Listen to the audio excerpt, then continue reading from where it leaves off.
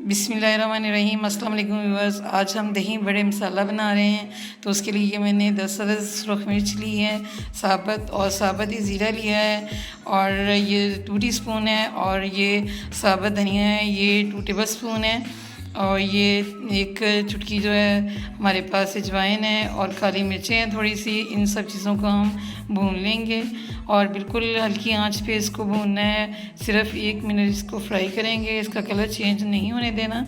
तो ये अब मैंने इसको ब्लेंडर में डाल लिया है, इसको ब्लेंड करेंगे। इसमें हम डालेंगे टाटरी, ये 2 चुटकी हैं, और काला नमक ये हाफ़ टी स्पून है। इसको हम इसके अंदर डाल के ब्लेंड कर लेंगे।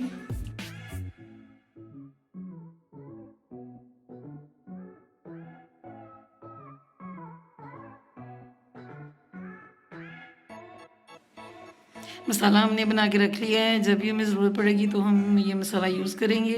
अगर ये आपको रेसिपी अच्छी लगे तो चैनल को सब्सक्राइब करें, वीडियो को लाइक एंड शेयर करें।